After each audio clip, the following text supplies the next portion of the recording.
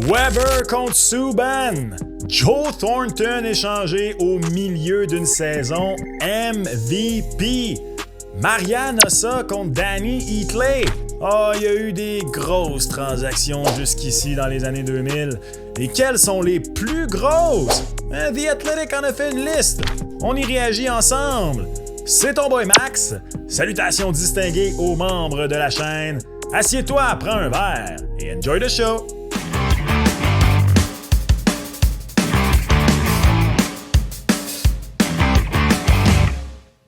What's up tout le monde, c'est ton boy Max. I guess que c'est la deuxième vidéo d'une série où on regarde des listes de ce qui s'est passé dans la Ligue nationale de hockey dans les 25 dernières années. Tu peux d'ailleurs aller écouter sur ma chaîne celle où je réagis à la liste carrément des 25 meilleurs joueurs des années 2000 selon Sportsnet. Cette fois-ci, c'est The Athletic qui a classé les plus grosses transactions dans les 25 dernières années. J'ai hâte de voir. Puis là, ça, honnêtement, c'est un peu plus dur de prédire parce que ça dépend c'est quoi les critères. Tu sais, d'un point de vue purement médiatique, en même temps, peut-être qu'on est trop proche là, de la forêt ici à Montréal, mais difficile de battre P.K. Subban contre Shea Weber, right? D'un autre, difficile de battre un MVP échangé en milieu de saison en termes d'impact que ça a apporté pour une équipe. Je parle bien sûr de Joe Thornton envoyé aux Sharks de San Jose en 2005-2006 et il y en a eu panoplie d'autres. Roberto Luongo envoyé aux Canucks de Vancouver dans le prime de sa carrière par les Panthers. Laquelle est la plus grosse selon toi avant de regarder? Ce que j'ai hâte de voir, c'est que là, contrairement, exemple, à cette vidéo dont je parle où je classais les joueurs, là, il y a clairement des transactions auxquelles je n'ai pas pensé. Là. C'est sûr et certain. Donc, c'est beaucoup plus dur d'essayer de prédire. Mais ouais. D'après moi, numéro 1, Jumbo Joe aux Sharks de San Jose. Piqué contre Weber, ça va être très haut. Bobby Lou également, ça va être très très haut sur la liste. Alors, fais ta prédiction et on regarde ça ensemble. Ça part bien. Piqué et Weber sont l'image d'en-tête de liste.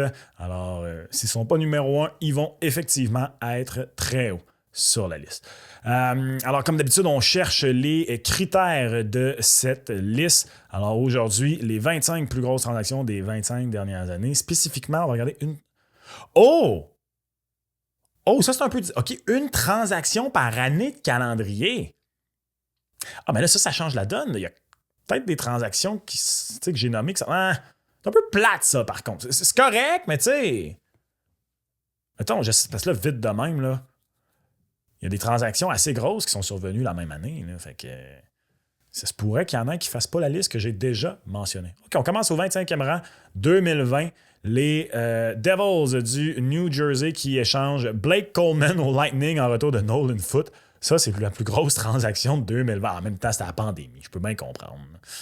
Ouais, c'est pas si surprenant quand on y pense là, que 2020 soit loin derrière comme ça. Il y a eu Robin Lehner au Golden Knights. Hey, Jake Allen au Canada. Wow, quelle petite cuvée 2020. Encore une fois, saison de pandémie. C'est tout à fait normal. Les Ducks, Oleg Tverdovsky. Je me sais même pas comment on prononce ce nom de ce gars-là. Ça, c'est Tverdovsky. Oleg Tverdovsky, Jeff Friesen, Maxime Balpchonik ou The Heck is Bro. Je me souviens pas de lui.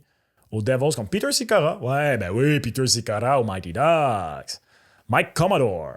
Jean-François Donfous. C'est vrai que c'est pas un si gros trade que ça en 2002. 2001 a été une année bizarre pour l'Iran. Ah ouais? On va le voir en 2001. On a décidé de prendre l'année off en 2002. 2001. Qu'est-ce qu'il y a eu de gros en 2001, mettons? J'ai hâte de voir. On dit, OK. Pavel Bourreau aux Rangers, ouais, à ce moment-là de sa carrière, c'était pas si gros que ça. Marc, c'est vrai que c'est pas des gros. OK, pas des grosses cuvées, hein, en partant. C'est pour ça que c'est un peu plate, ce format-là. Il y a des grosses transactions, je suis convaincu, qui vont être laissées à l'extérieur de la liste. Puis tu as des transactions comme ça qui sont là. En 2007, c'est drôle, 2007, je pensais que. Non, c'est pas en 2007, c'est en 2006. Ouais, c'est peut-être en 2006 que Bobby Lou a été échangé aux Canucks de Vancouver. Les Oilers envoient Ryan Smith aux Islanders, OK, contre Robert Nielsen. On dirait que ce trade-là a perdu un peu de son lustre à travers le temps parce que. Tu sais, c'était une grosse affaire. Là. Ryan Smith qui pleure sa vie. Le dernier gars à jouer avec des gants longs qui arrivent jusqu'au coude. Shout out à Heath Speller. Mais tu sais, il est retourné finalement à finir sa carrière avec les Oilers. Puis tu sais, Ryan Smith, c'est comme.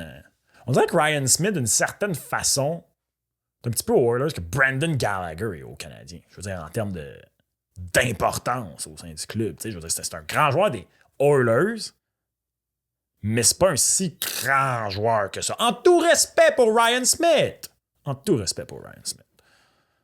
Au 2015, c'est quand même un gros trade, Evander Kane au Sabres. Avec Zach Bogosian, en retour, entre autres, de Tyler Myers. Yo, elle a bien, baby. Tyler Myers, là, quel flop. Je m'excuse. Je veux dire, par rapport au début de sa carrière, là, je pensais qu'elle est bien meilleure que ça après son année recrue, puis finalement. Ça aussi, on dirait que c'est une transaction qui a un petit peu perdu de son lustre à travers le temps. Je trouve. Pas aussi gros que ça aurait pu être. Ben, Dougie Hamilton aux Flames, c'est plus gros dans ma tête. Non! Peut-être pas. Peut-être pas. Ok, peut-être pas. Devin Dubnyk au Wild, même si personne s'en rendait compte à ce moment-là, c'est très bon, puis c'est exactement ça, effectivement. Thomas Shirtle, quand il est passé. Ouais, c'est ça, au Golden Knights. En 2024? C'est ça la plus grosse transaction de 2024? Il n'y a pas eu si grosse transaction que ça en 2024. Là. Vite de même. Là. J'essaie de penser. Quand même, c'est une transaction de rivaux. Ouais, c'est vrai, c'est une grosse transaction. Une grosse transaction des Golden Knights de Vegas. J'essaie de penser là, l'été dernier, là, transaction. Parce que il y a eu des grosses signatures, toutes celles faites par les Prédateurs, entre autres, mais des transactions l'été passé, pas été si grosses que ça. Effectivement, qu'est-ce qu'on pourrait dire Patrick Laine, mais là, peut-être que dans 15 ans, on va regarder la transaction Patrick Laine et se dire que c'est la plus grosse transaction de 2024. Peut-être, un gros peut-être, sait-on jamais. 2009, Chris Pronger et... Oh, OK, la transaction qui a envoyé Chris Pronger des Ducks aux Flyers. C'est vrai, c'était contre Joffrey Lupul et Lucas Biza.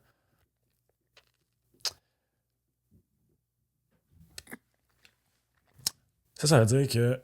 Mais juste ça... Chris Pronger était envoyé des Oilers aux Ducks. Ils ont gagné la Coupe en 2007, fait qu'en 2006...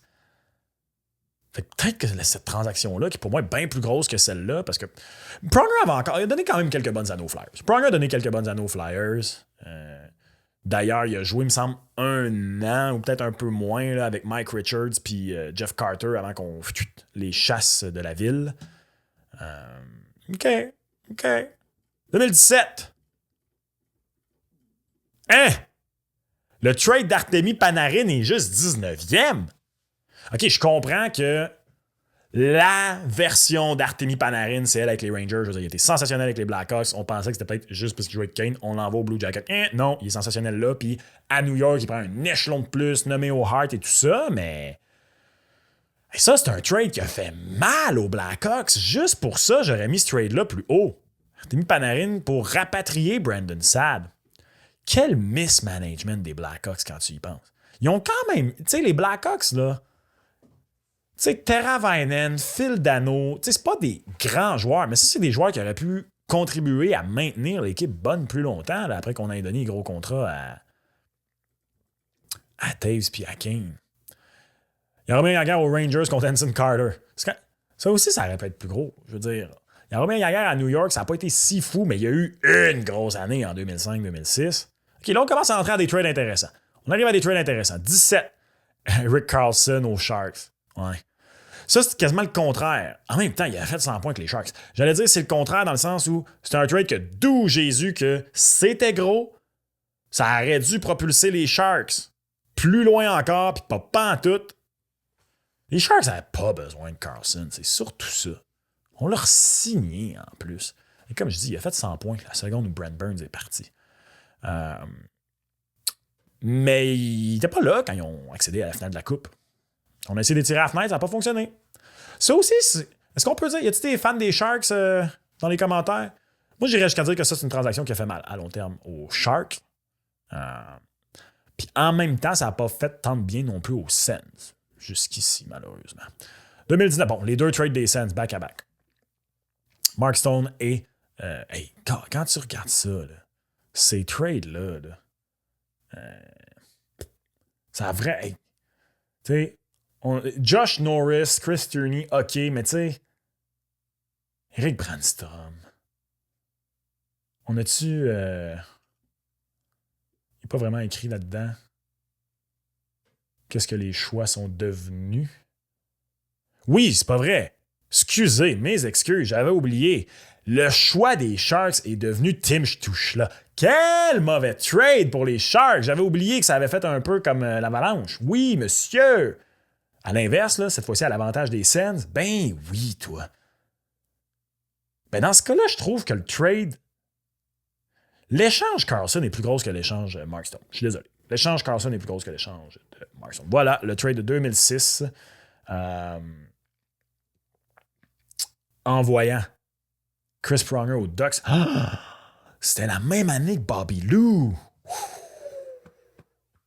Et que Tuukka Rask aux Bruins. Pour ceux qui ne se souviennent pas, Tuukka Rask a été repêché par les Maple Leafs de Toronto et a été envoyé aux Bruins de Boston, entre autres contre Andrew Raycroft, baby. Quel mauvais trade pour les Leafs. Pronger ou Bobby Lou? I guess que les Ducks ont gagné la coupe avec Pronger. Fait que théoriquement, c'est un plus gros trade. Mais tu sais, ça, ces deux trades-là. Hey, mais dans ma tête, le trade Bobby Lou aurait dû être top 5. Ce trade-là est 15e. 15e. Wow. Chris Pronger contre Joffrey Lupul et Ladislav Smid. Wow. Jeff Carter aux Blue Jackets contre Jakub Voracek. C'est un gros trade. Plus gros que Pronger ou Bobby Lou. Jakub Voracek a donné des bonnes années aux Flyers. Puis Jeff Carter a joué même pas un an à Columbus, puis a été expédié à LA, puis c'est là où c'est devenu un immense gain pour les Kings, dont je porte la casquette présentement. Ah, ouais. Non, pour moi, 2006, ça aurait dû être plus haut. 2006. Immédiatement, Jeff Carter aux Kings en 2012. Ha! Ça, c'est drôle! Contre Jack Johnson. Ah, pauvre Blue Jackets. Hein. Pauvre Blue Jackets qui voulait rien savoir d'être à Columbus puis qui est immédiatement parti. Hey, mais attends, Rick Nash aux Rangers, c'est cette année-là. Sergei Bobrovsky aux Blue Jackets, c'est cette année-là. Ah, je pense que Sergei Bobrovsky aux Blue Jackets aurait dû être numéro 1. 2, Vezina avec les Blue Jackets. Le Bob, manque de respect. On manque de respect aux échanges de gardiens numéro 1, là, ici, The Athletic. Gérez-vous! Marian Hossa au Penguins, c'est un rental. C'est un solide rental, mais c'est un rental. J'aurais mis Brad Richards aux Stars avant. C'est un solide rental. C'est un gros trade. Ceux qui étaient là en 2008 s'en souviennent. Quand Marian Hossa a été échangé à la date limite des transactions, j'ai prétendu avoir envie de pipi pour aller à la bibliothèque, parce que oui, les jeunes, on n'avait pas de cellulaire en classe à l'époque, on n'avait pas de cellulaire tout court, pour aller voir qui avait réussi à aller chercher Marian Hossa. Et je reviens en classe tout déçu qu'il n'était pas venu à Montréal. Il prenait la direction de Pittsburgh. Gros trade pareil. Pas tant un gros trade finalement. Eric Christensen, Angelo Esposito, Colby Armstrong. C'était un gros trade à l'époque. Un très très gros trade. Et un first. C'était un first. Oh, 2023. Le trade Simon Mayer en 2023? OK. Mauvais trade pour les Sharks, si vous voulez mon humble avis. Quoique Zetterlund, ça commence à être pas pire. Qu'est-ce qu'il y a eu d'autre? Les Lightning, tout leur choix pour Tanner Jeannot. Bo Horvat aux Islanders. Carlson aux Pingouins. À long terme, Timo Meier aux Devils, c'est un plus gros trade. On dirait que dans l'imaginaire collectif, Carlson aux Pingouins, c'est un plus gros trade. Tout juste avant de poursuivre avec le top 10, vous êtes de plus en plus nombreux à suivre la chaîne et je vous en remercie. Mais les objectifs sont grands pour 2025. 20 000 abonnés d'ici la fin de l'année. Et pour ça, j'ai besoin de chacun d'entre vous qui écoutez les vidéos et qui n'êtes pas encore abonné. Alors, s'il vous plaît, si c'est la 10e fois, la 8e ou peut-être même la première que vous m'entendez dire ça, s'il vous plaît, abonnez-vous. Ça coûte rien et ça aide votre boy à croître et à pouvoir vous offrir encore plus de contenu. OK, le top 10. 2010, le trade Ilya Kovalchuk aux Devils. J'aurais mis ça plus haut, moi. Les Devils sont allés en finale avec Kovalchuk. Là. Puis là, après ça, je comprends qu'il y a eu l'affaire, le giga contrat, puis il est parti, puis il y a eu de la ben pas de la magouille, là, mais... Patrice Cormier. 2021, Jack Eichel. Oh, j'avais même pas encore parlé du trade Jack Eichel. Le trade Jack Eichel, manque de respect, c'est un bien plus gros trade que c'est gros, ce trade-là. C'est énorme, ce trade-là. C'est top 5. Hey, Jack Eichel contre Alex Stock, un choix de 2, un choix de 1, Peyton Krebs. Les Golden Knights ont gagné la coupe tout de suite. Les Stars sont encore pris dans leur merdier. C'est un énorme trade, ça. Énorme trade. Qu'est-ce qu'il y a eu d'autre? Duncan Keith aux Warriors, mais... Sam Reinhart et Sam Bennett, c'est deux gros trades. The future. In separate deals that would turn out to be important a few years later, the reigning Vezina winner being given away. Qui les Panthers ont donné qui a gagné le Vezina?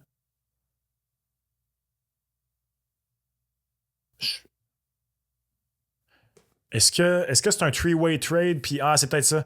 C'est peut-être un three-way trade, puis il y avait du Linus Ulmark là-dedans. Ce serait mon guess. J'ai hâte de voir après avoir filmé la vidéo, là, mais ce serait mon guess, parce que sinon, je vois pas. Je vois pas qui d'autre ce serait. 2013.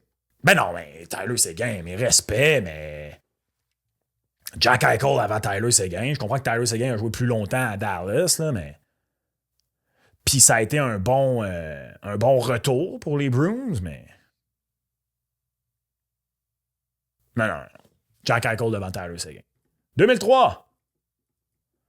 Le premier show total des Panthers contre un deuxième et Michael Samuelson. Oh, c'est vrai! Les Panthers avaient originalement le premier choix de 2003. Ouais.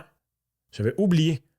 Contre le troisième choix au total. Donc ça a permis aux Pingouins de repêcher Marc-André Fleury. Et en 2003, les Panthers, troisième, ils ont choisi Eric Stahl, deuxième. Ça, c'est le meilleur draft de l'histoire. Ils ont-tu drafté Nathan Horton, qui n'est pas un si bon choix que ça. Là. Je veux dire, une belle carrière, là, Nathan Horton, là, mais par rapport aux autres pour repêcher plus tard. Ça, c'est Nathan Horton en 2003. C'est quand même un gros trade, ça. Quand même un gros trade. First overall tradé, on voit pas ça souvent. Là. Je pense que c'est la dernière fois que c'est arrivé, d'ailleurs. 2000. Le trade Ray Bourque. J'avais oublié que c'était en 2000. Je pensais que c'était en 99. Ben oui, c'est en 2000. Ils ont gagné la Coupe en 2001. Ça aurait pu être top 5, ça. Ça aurait pu être top 5, le trade Raymond Bourque. Là. Attendez un peu, il reste quoi, là? Il reste Marian Hossa contre Danny Clay. Il reste Piqué contre Weber. Il reste Jumbo Joe échangé en milieu d'année. Qu'est-ce que j'oublie? J'ai hâte de voir. Je suis sûr, roastez-moi en commentaire. Qu'est-ce que j'oublie? Ah bon, voilà, Roberto Lou. Le trade de 2014 de Bobby Lou. Quand il a été ramené aux Panthers. C'est un gros trade. Tu sais, souvenez-vous, Bobby Lou, my contract suck et tout ça, mais je trouve ça haut. Puis oui, Markstrom est devenu excellent pour les Canucks. Puis après ça, il a signé avec Calgary. Puis c'est un bon gardien, Markstrom. Mais je trouve ce trade-là, il est comme arrivé trop tard pour être si haut que ça, je trouve. Lui, je trouve qu'il est plus là pour comment il a marqué l'imaginaire collectif, particulièrement des fans des Canucks. Je trouve que Raymond Bourque, c'est un plus gros trade. Jack Eichel, c'est un plus gros trade. Oh wow, j'avais oublié que ça aussi, c'était dans les années 2000. Le trade d'Alexei Yashin. Quelle transaction! Ah oui.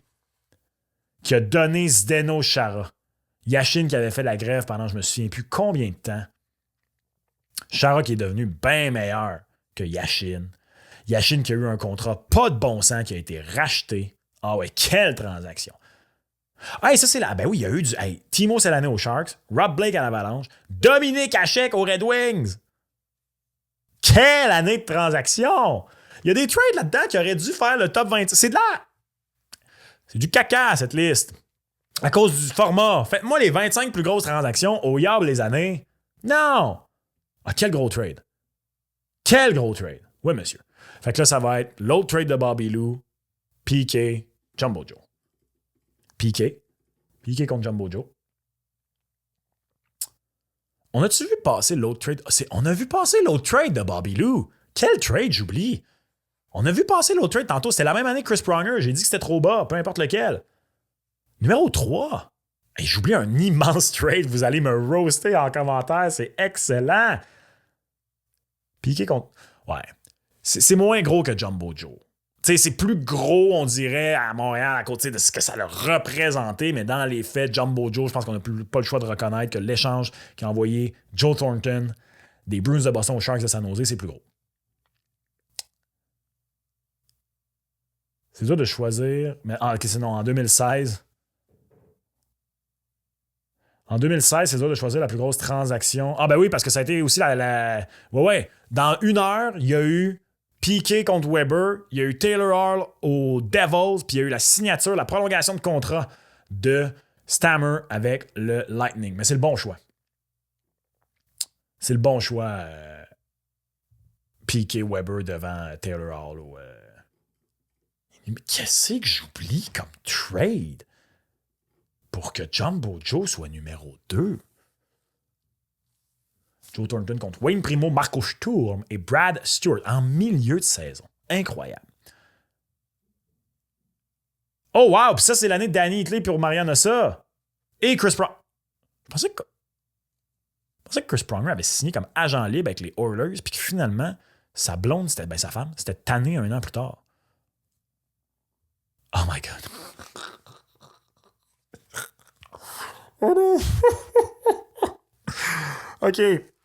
Roastez-moi dans les commentaires. Faites-moi bien cuit. Ça, c'est pire que la fois que j'ai oublié Kucherov. Calique, c'est le trade de Matthew Tkachuk. C'est même pas un vieux trade. J'ai oublié ça. Non! J'ai oublié le trade de Matthew Tkachuk. Je suis bien poche. Matthew Tkachuk contre Huberdeau, Weegar et compagnie. Quel trade c'est? C'est plus gros. C'est plus gros que Jumbo. Combien d'entre nous disions qu'ils avaient trop cher payé les Panthers pour ce trade-là? Et regardez ça. 2 finales de la Coupe Stanley plus tard. Matthew Tkachuk a été nommé une fois au Hart. Gagné une coupe. J'ai oublié cette transaction. Ça va être mon bien cuit dans les commentaires. J'ai pas tant aimé le format. J'ai pas tant aimé le format de la liste, pour être honnête, parce que j'aurais préféré vraiment, là, comme la liste de Sportsnet, des 25 meilleurs joueurs, that's it, tao! Les 25 plus grosses transactions des années 2000 jusqu'ici. Parce que, tu sais, Danny Hitley pour Mariano Ossa, c'est huge! On a échangé un gars de 50 buts contre un gars de 100 points. Fioup! Puis ça fait pas la liste parce que c'est arrivé à la même année que l'échange de Jumbo Joe. Mais je pense qu'on a fait le bon choix. Numéro 1, numéro 2 et numéro 3. Après ça, par contre, il y a des transactions qui sont beaucoup trop basses. Jack Eichel, c'est trop bas. Je pense que le reste, c'est surtout le fait que des transactions sont survenues la même année et ne se retrouvent pas sur cette liste. Roast Old Boy en commentaire pour avoir complètement oublié la transaction. Matthew Tkachuk. Encore une fois, tu veux réécouter l'autre vidéo Top 25 du quart de siècle, tu peux l'écouter sur ma chaîne. Et on se reparle dans une prochaine vidéo. Ciao!